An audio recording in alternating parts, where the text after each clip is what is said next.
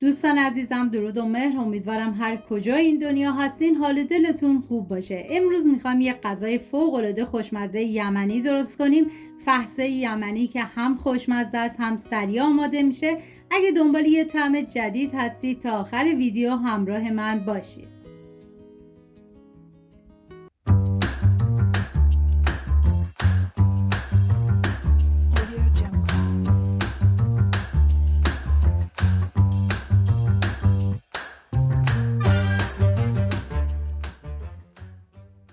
یک عدد پیاز متوسط رو به صورت نگینی ریز خورد میکنم.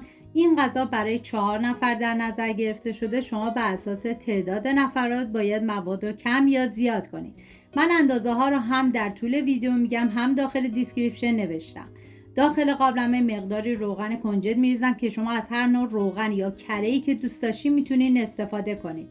بعد از داغ شدن پیاز ریز شده رو میریزم داخل قابلمه، هم میزنم، زمان میدم تا پیاز سرخ بشه.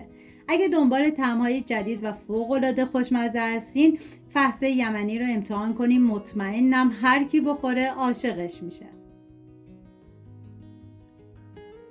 تا پیاز سرخ میشه میریم سراغ پیازچه که بعد از اینکه پیازچه رو ریز ریز خورد کردید باید خورد شدهش 1/4 لیوان بشه و مقداری از پیازچه رو هم برای تزیین بذارید کنار.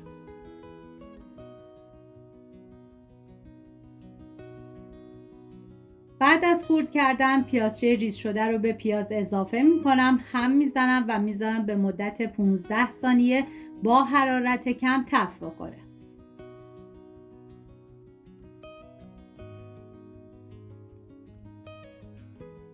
توی این مرحله مقداری زردچوبه اضافه میکنم، هم میزنم و میذارم تا کم تفت مختصری بخوره.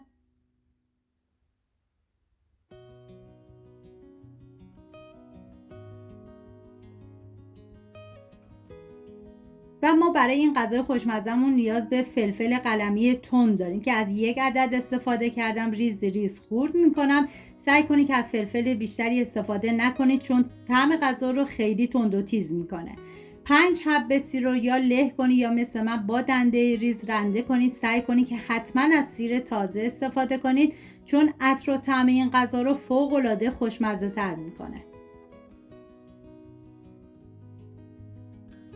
فلفل قلمی تند ریز شده همراه با سیر رنده شده رو به بقیه مواد اضافه میکنم، هم میزنم و میذارم تا کمی تفت مختصری بخوره.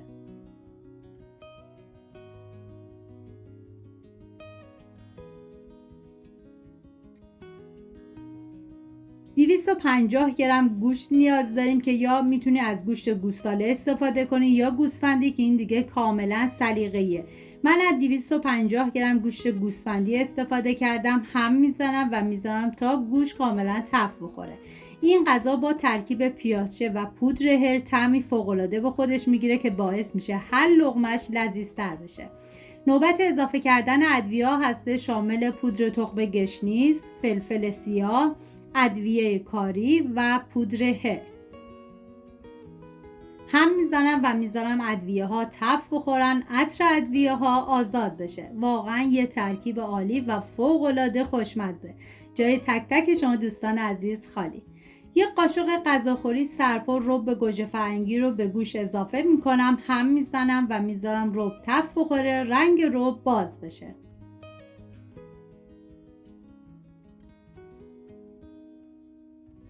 نیاز به گوجه فرنگی دارین که باید حتما پوست گوجه فرنگی رو بگیرید و به صورت نگینی خوردش کنید.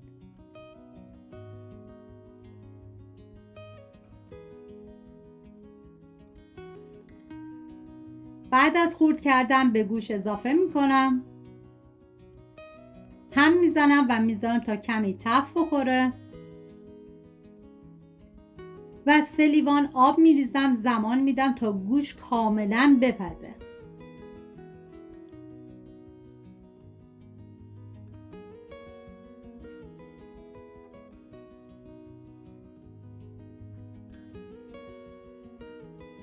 بعد از اینکه گوشت کاملا پخت اول مقداری نمک میریزم داخل چون من تو مرحله اول نمک اضافه نکردم. نمک میریزم، هم میزنم و بعد باید گوشت رو کاملا از آبش خارج بکنید. بعد از خارج کردن باید گوشت رو ریش ریش کنید. فحص به معنای له کردن یا ریش ریش کردن هستش. من با استفاده از قاشق و چنگال کاملا ریش ریش میکنم و بعد از ریش ریش کردن باید بریزید داخل تابه بدون اینکه روغنی بهش اضافه کنید و زمان بدید به مدت 10 دقیقه با حرارت کم تف بخوره.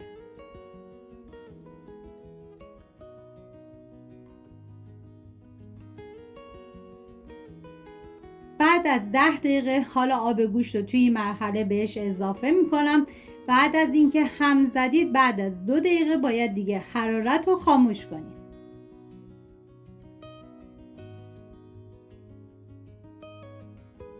این هم از فحصه یمنی خوشمزه ما. امیدوارم از این طعم فوق‌العاده لذت ببرید. اگه دوست داشتین ویدیو رو لایک، کانال رو سابسکرایب کنید تا دستورهای بعدی رو از دست ندید. امیدوارم درست کنید و در کنار خانواده از خوردنش لذت ببرید. سپاس از همراهی همیشگیتون. تا درودی دیگر، بدرود.